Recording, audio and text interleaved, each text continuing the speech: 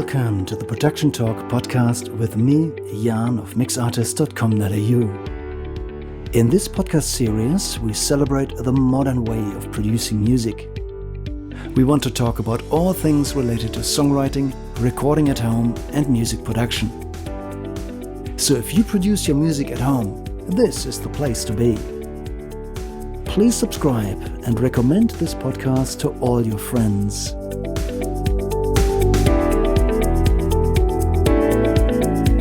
This is the Production Talk podcast, episode 12.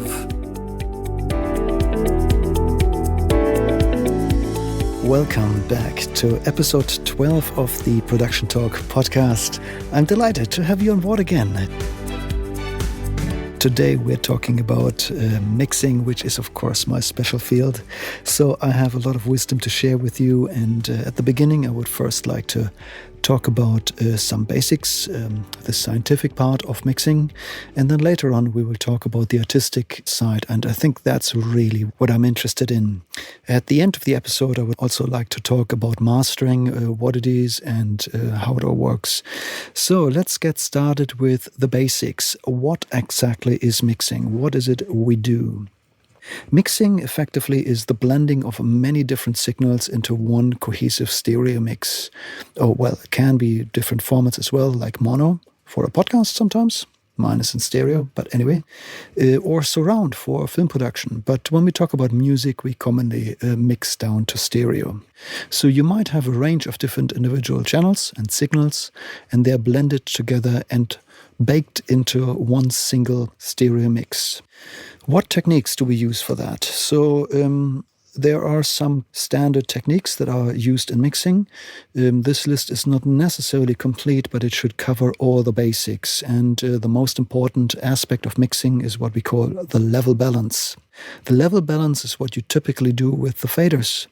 And we are blending the relative level between the instruments and signals together. So we might want to increase the vocals a little bit or turn the bass down a touch so that they sound better in relation with one another. The second step is then the tonal balance, looking at the tone of individual signals and the overall mix altogether. The common tool for that is the equalizer, but other tools can be used as well. The idea is that we can dive into the details and look at a specific instrument, let's say a hi-hat, and change its tone to make it a touch brighter. Or we can take an organ and make it a little bit darker if we want to. We can also apply equalizing to the entire mix. However, if this is what you're trying to do, I would recommend to keep it very subtle and gentle. The third element is stereo width, which is generally achieved by using the pan pots. The pan pots make a signal louder on the left or the right ear. So by turning something to the left with a pan pot, we effectively decrease the level on the right and increase the level on the left, which creates the perception of sound coming from the left. In stereo, we generally talk about the stereo image from left to right, with a center image when signals are played equally loud on both speakers.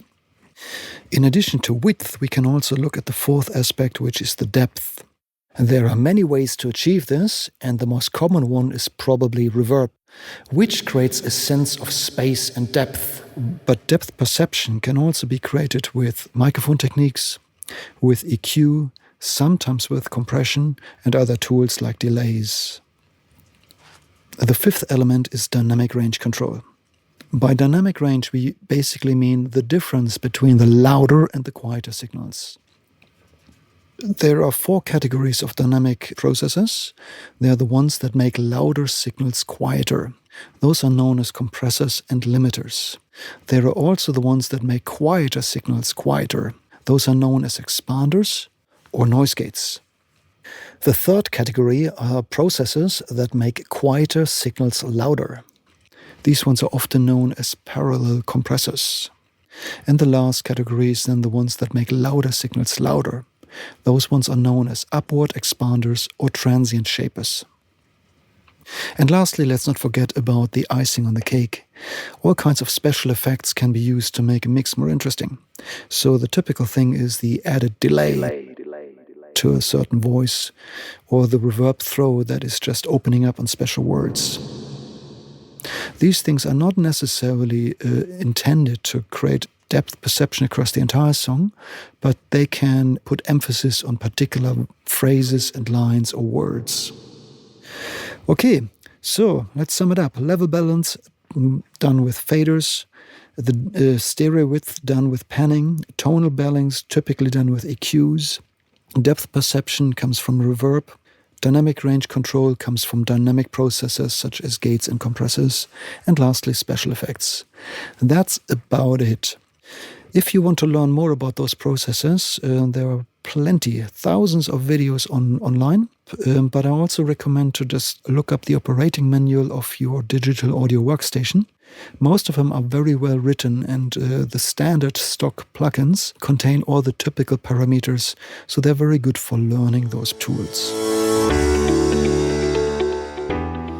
Good. Okay, so the question is now, of course, now that we know what tools we use, how do we use them? And that, of course, takes a long time to explain, because effectively it all comes down to a lot of experience and I would say an almost subconscious or emotional way of using those tools. Let me first explain some wrong uses for all those tools.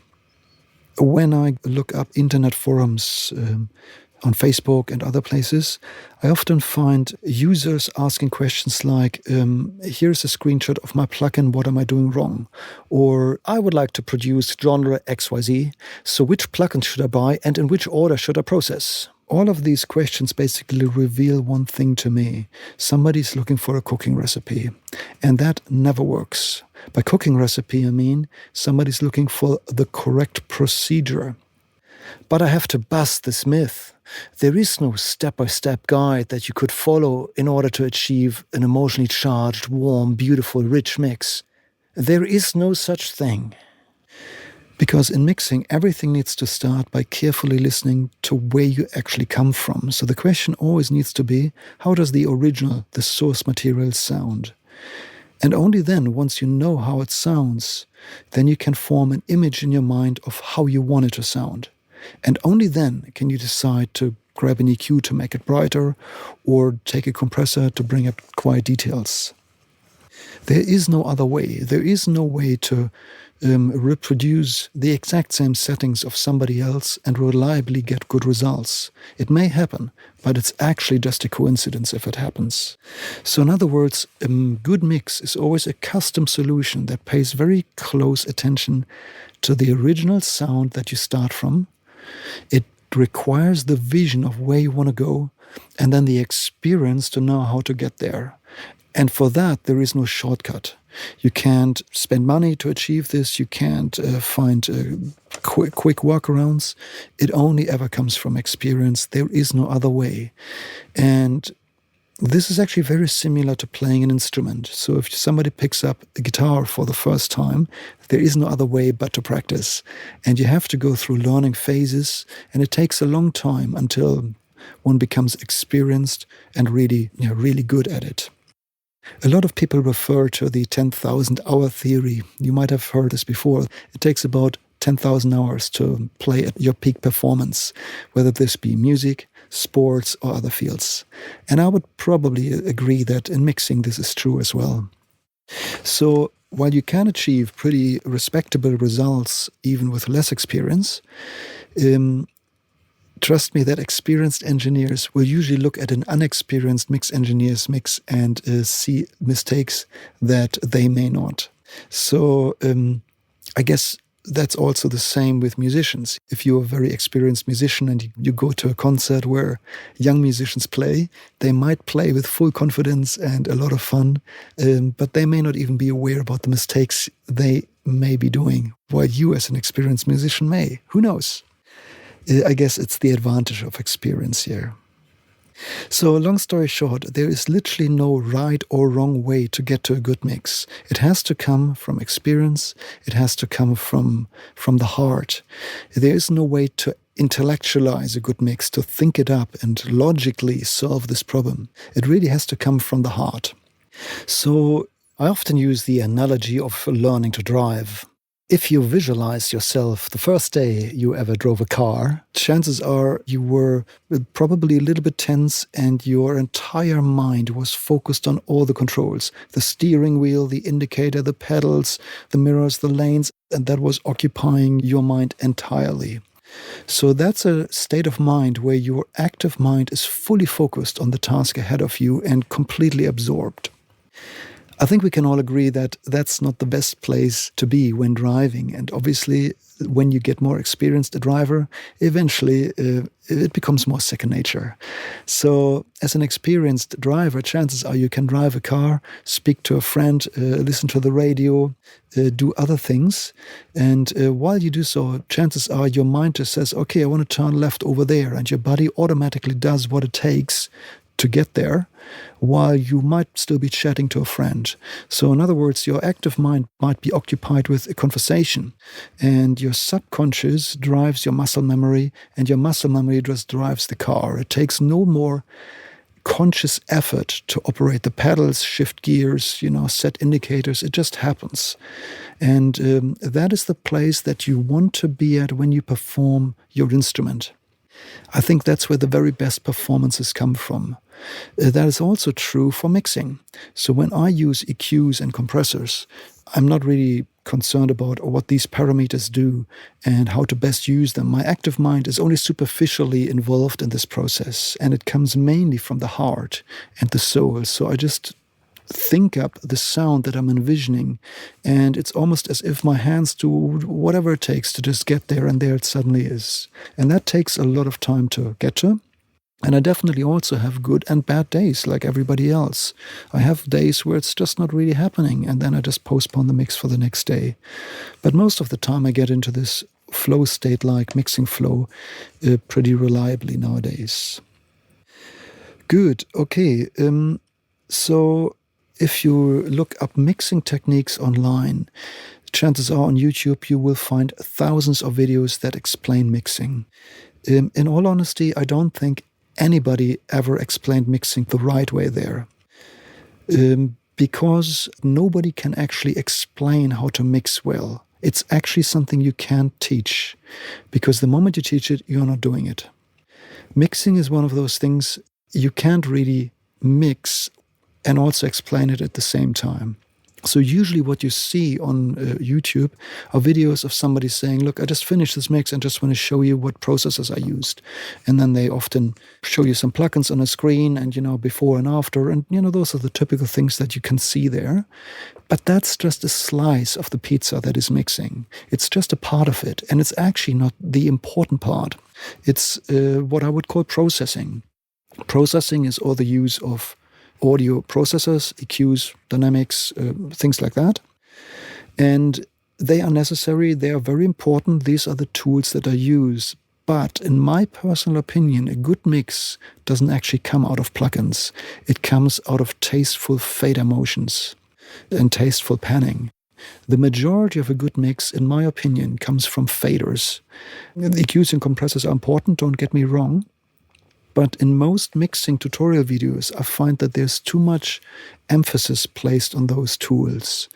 And as a consequence, I sometimes find that people then suffer from a gear craving, or GAS, as some people call it, gear acquisition syndrome. So if your mix isn't perfect yet, the solution to a better mix is probably not spending money on a fancy plugin. That's unlikely to be the case. It may be, but it's most of the time it's not. Most of the time it really comes down to using the stock standard tools that you have and use them wisely, use them effectively, and focus on moving faders more than you look at plugins. That is my personal suggestion. I know that this might be controversial, that some people may strongly disagree with me here, but okay, that's fine. I'm happy to take that heat if somebody wants to complain about that. So how do you become experienced in mixing? There's only literally one way. You have to do it again and again and again and again. And by that, I don't mean to take a song and mix it for the next 12 months. That is not the solution. That would be a very frustrating, annoying process. Instead, the best way to get good at mixing is to finish a mix every 3 days. The process of finishing something, making peace with the good and the bad, and then move on and start again. That's where it all comes from. So I find that the longer a mix takes, the worse it usually sounds. So there comes the point where, where it's overcooked, and this is a fine balance. So obviously you don't want to finish a mix too early when it's not yet done. But there's also the point where it's overcooked, and that's definitely not a good place to be at. The only way to find out when a mix is ready and when it's time to leave it alone comes with experience.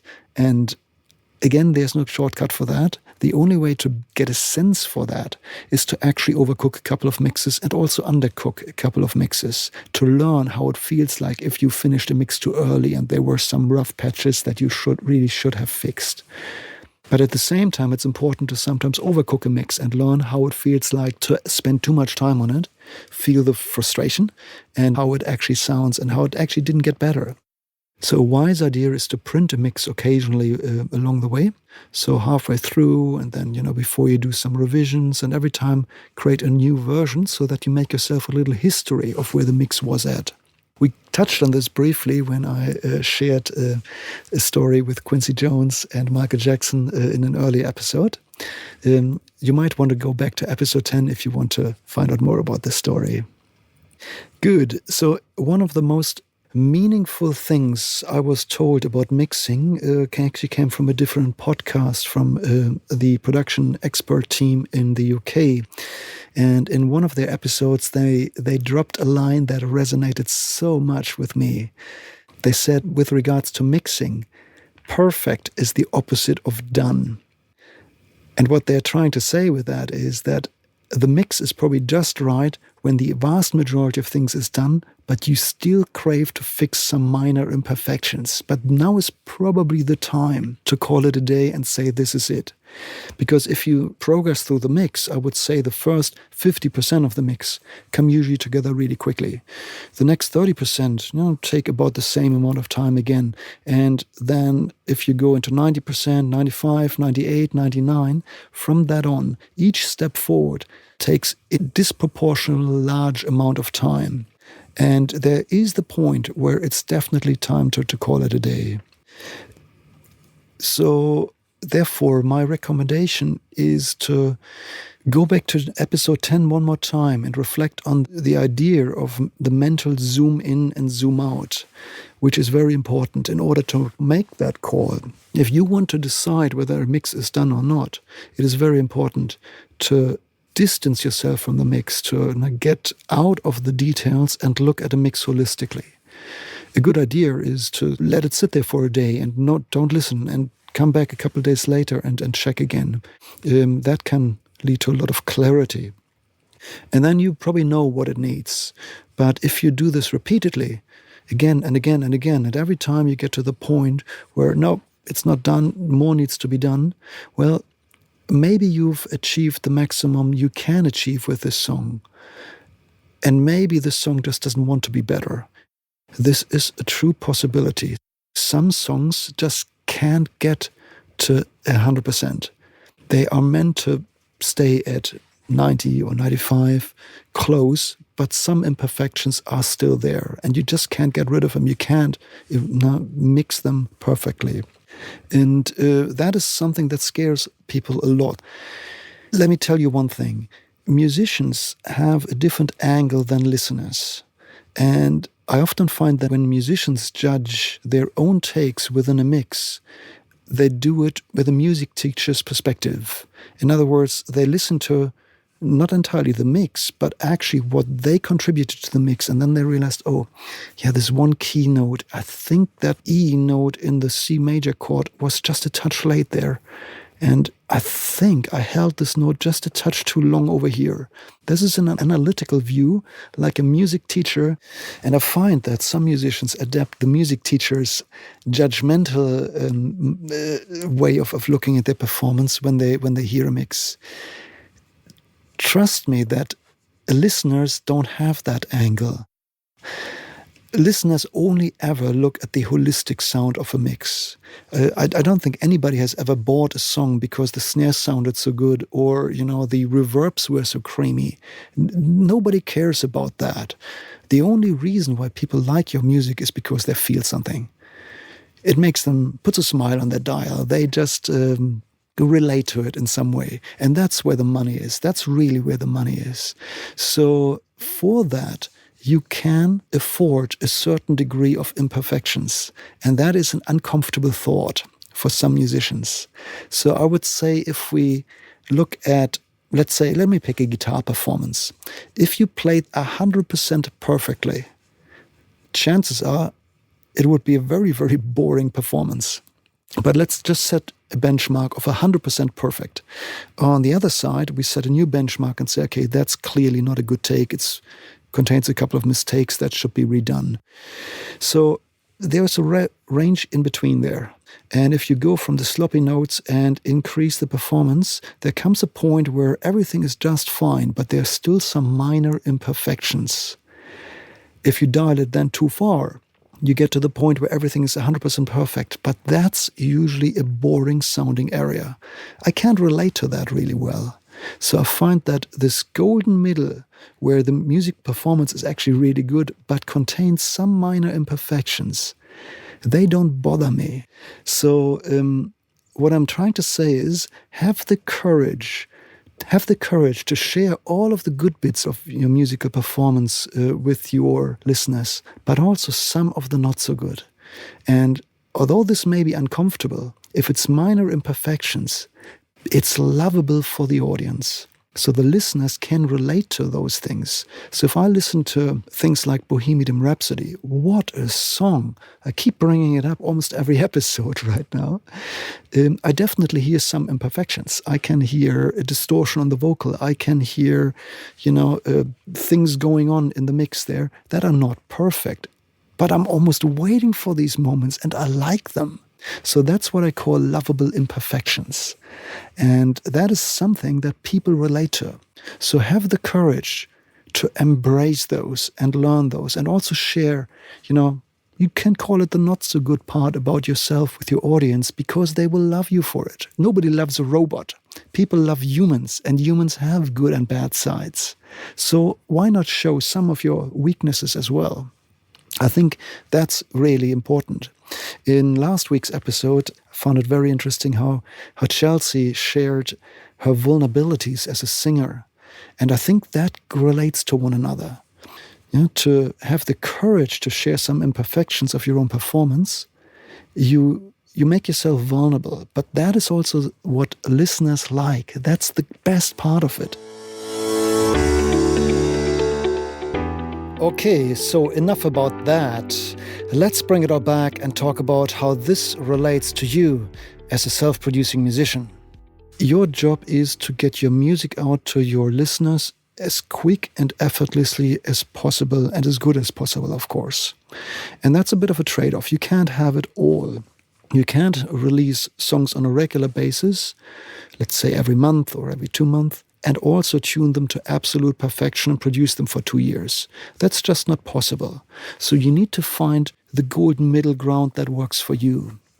And that definitely also includes the mixing. So if you are a musician, if mixing is not your day-to-day business, then you need to be very wary whether this is something you want to learn and mix your own music and release your music with, probably some mix mistakes in the early days, or whether you may want to consider outsourcing mixing. I don't want to go too far into whether you should be mixing or hire somebody else, because we already spoke about this in episode 10. Just very briefly, for a demo, chances are you're better off doing it yourself. However, for professional releases, it is a wise idea to consider professional mixing. Okay, I'm sure you're actually really dying to find out some mixing tips and tricks. And of course, I want to share the most important things that I believe are very important in a mix with you. So here comes the good stuff. When I start a mix, I split my workload in different sections. And the first thing I try to knock out is everything that is not creative.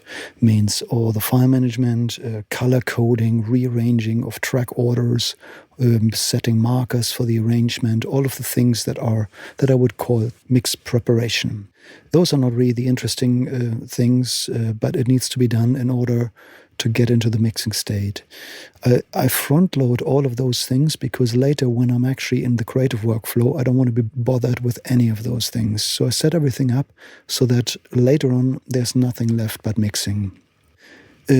One part of this mix preparation process is editing. So I basically look at the files and identify where sections are played, but also where there are sections of silence. And whenever it appears to be silence, at least when it comes from a microphone or even an electrical source like a synthesizer, what appears to be silence may not be silence. No? Even on a vocal channel, you might hear some breathing, some handling noises on the guitar channel, things like this. And those quiet elements can creep up in a mix and eventually cause trouble. So I like to edit those things out and clean up my mix using just standard editing tools. I split clips, I trim, and I apply fades where necessary to reduce my mix to only the relevant aspects.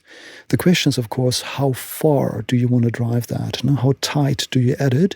And there's definitely a bit of leeway, and I would say that the genre has to definitely to do with that. So imagine a loungy jazz song wouldn't need much tight editing. However, a modern rock song or modern pop song will get in a very tight editing or detailed editing. It already changes the sound right there. And so I consider the genre and how the music was performed when I make those decisions. In the mix later, once the mix actually starts, I try to find the three pillars of a mix, which is the beat. In most cases, that is actually the kick and snare, but it can be other things. So in jazz, for example, it's often, the snare and the ride cymbal, for example. But they're usually beat-defining elements. In Latin, it can be percussion elements. But I just ask myself, okay, what is the element that really drives the beat? And in most songs, that's actually kick and snare. And it is very important to me to get the perceived balance between kick and snare right. By perceived, I mean when I know it's right, I can't really look at my meters or fader positions and say that this is not good. I really have to hear it and feel it in some ways. And to get the beat right, I look at the level of kick and snare, how they interact with one another. I imagine almost like pistons in an engine pushing and pulling at the beat forward and back. And there's things on my mind like, the amount of attack in the kick. Will the kick translate well to smaller speakers? No, that has to do with the tonal balance, which also affects volume to some degree. But most importantly, I set the volume so that it moves my body well. And I know I've got the kick-snare balance right when my head just wants to bob automatically, when I know I've got that point, where the kick and snare pushes and pulls and speaks to my subconscious and just makes my body work. I know the balance is not good when I have to put in conscious effort into this head-bobbing motion. So I use my own body as a sensor of whether the beat works or not. Good. That's the first big pillar. The beat, defining elements, probably kick and snare, and their relative volume balance, and of course tonal balance as well. That's very important. The second big pillar is then the bass or bass instrument. It can be a synthesizer, an acoustic bass, a double bass, electric bass, any of those, because the bass is the element that connects the harmony and melody instruments to the beat. It's the combining factor. And once you have the beat, that was pillar one, and the bass together, they together form the groove. So again, I try to sense this more with, my subconscious rather than the analytical mind. But if the bass is too loud, it can prevent this groove from happening. And the same can happen if the bass is too quiet. But if there's this golden middle range between, the push-pull motion of the beat and the volume of the bass, when they just lock in with each other, that's when the groove starts. So I often think about people listening to my song, at a pub or a club or somewhere, and the beat by itself will get the head bobbing motion, but it doesn't drive them to the dance floor. That's what the bass and the groove needs to do. So once you have this golden ratio between kick and snare and bass, you get a song where people just want to dance. And that's effectively what I'm looking for when I blend these things together. And the third big pillar, of course, then must be the main vocal or the melody main hook instrument. And in many situations, that is obviously a vocal. Sometimes it's other instruments like piano, synthesizers, guitars, can be anything. But I'm looking for something that people remember. That is the element that people hum when they drive home after a good night out. It's stuck in their mind, and that's a very important part. So these are the three big pillars: the beat, the bass, and the main vocal or the hooky element. The other elements, there's probably a lot more elements, of course. These I will now fit around the mix and find their pockets around these three main pillars and add them in so that they fill the gaps and fill the space around. Sometimes these elements can then step forward or backwards, depending on how I feel it. But in many situations, I basically allow only one main element to be in the foreground of the mix. That can differ from song to song. So in my mind, I often visualize a dark stage with a band on the stage, and there's one spotlight illuminating the front center stage, and one band member can step into it. So if somebody else wants to be there, the previous band member needs to step out first. That's how I approach a mix. So I always try to think about the most important, most entertaining, most engaging element right now. And in all honesty, more often than not, that's obviously the vocal.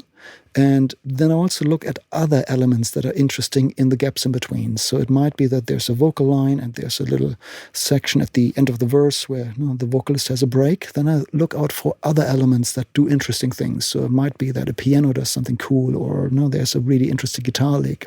And then I basically move these elements forward into the spotlight while the vocalist has stepped out. That's my method of blending things together.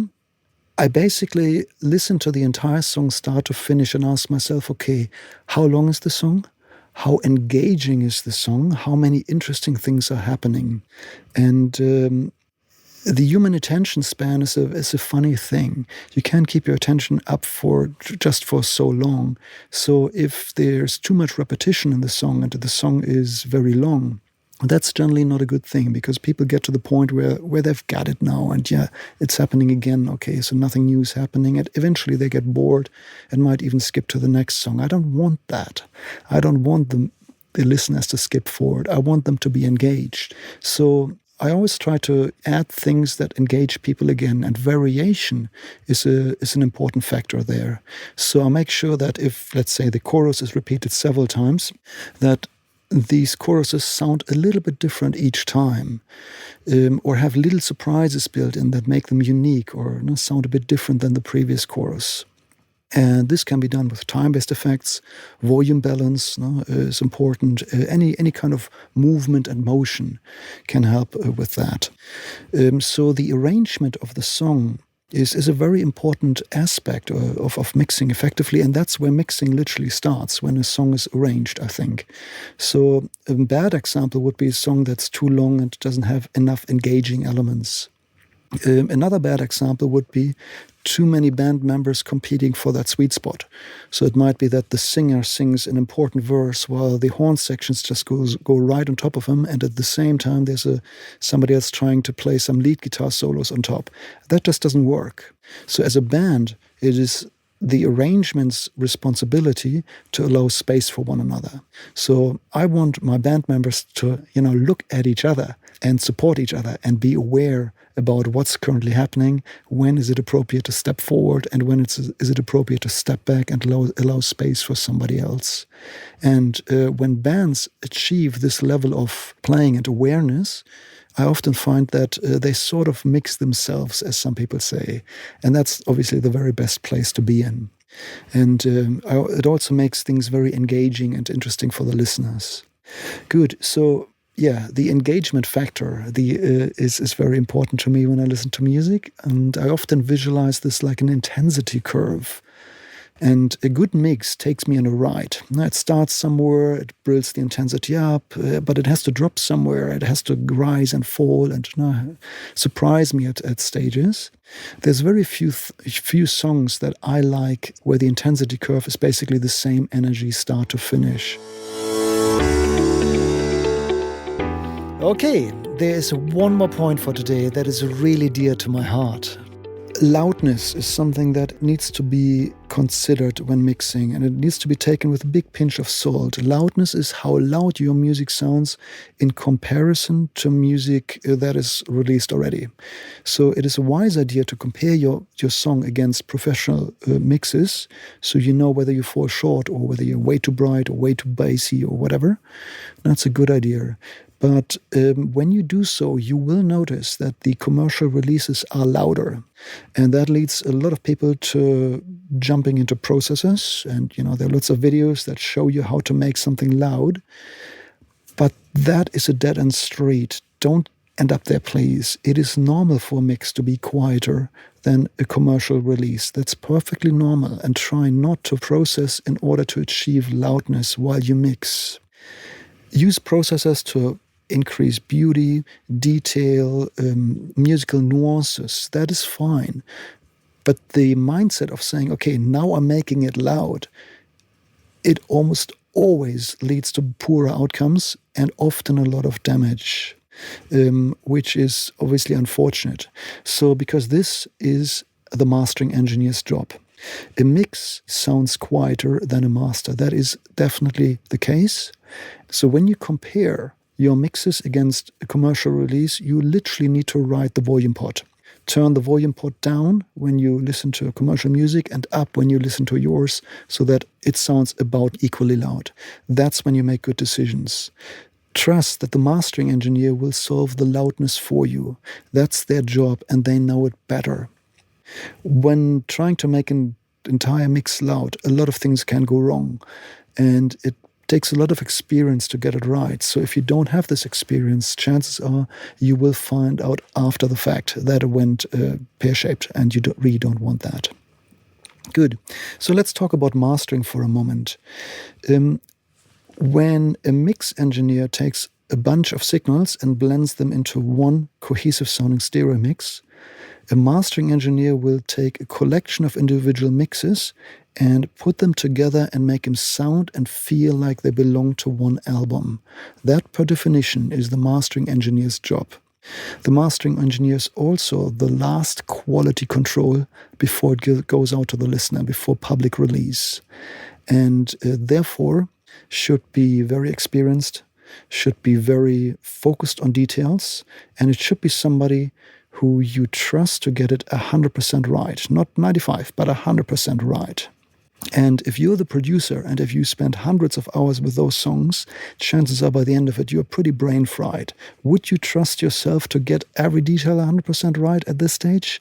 Okay, well, I can't answer this question for you, but I know that a lot of people do trust mastering engineers for those reasons. Mastering engineers are extremely experienced. They are basically the most senior engineer in the production circle. And it's also the place where things can turn pear-shaped very, very quickly if it's not done properly. So I really recommend considering to outsource mastering. So if you have money only for one, mixing or mastering, then mix yourself and get it mastered by a pro. That's definitely my recommendation. Well, I guess, we should always look at the individual case and how it actually sounds. But yeah, that's my recommendation. A good mastering engineer is worth their money because they will make it sound better and they will make it sound better on many playback systems. That's their job. They will work on the musical beauty of a song, and as part of it, chances are the loudness will increase as well. But they're very skilled at it, and the good mastering engineers are the ones who don't just go bluntly for loudness, but who just basically work on improving the music. So that's my recommendation here. It's definitely worth doing because it gives you the peace of mind that at the final stage it has been checked and tuned by the most senior professional, by the most experienced professional.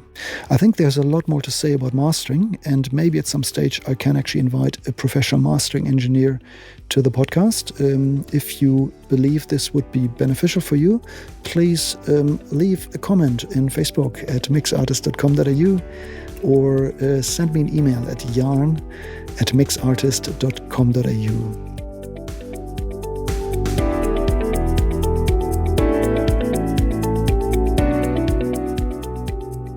I hope you enjoyed this episode about mixing. We literally just scratched the surface and there's heaps more to say, but we'll just leave this for another episode. And we will progress on our path discussing the production circle. Last week we spoke about songwriting and creativity and the music production process with TK and Shell. Today was the mixing and mastering episode. Next week we'll move on to marketing and promotion, and we'll first speak to my friend Shane, who is a very experienced musician and also a very successful self-promoter. And then the week after we'll speak to Dan, who is a marketing professional, and they will both share their experience and their wisdom with us. Well, I hope you enjoyed yourself today. It was a great episode for me. I hope it was a great episode for you. Please subscribe and rate this podcast. And if you could leave a review, that would really make my day. Thank you so much. I'll speak to you next week. Thank you.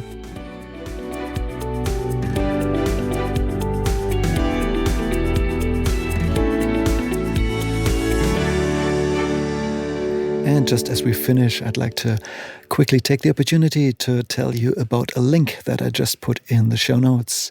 If you want to, you can apply for a free test mix. If this is something for you, make sure to go to the show notes, scroll down, click the link, and take it from there. I'm looking forward to hearing from you. Talk to you soon.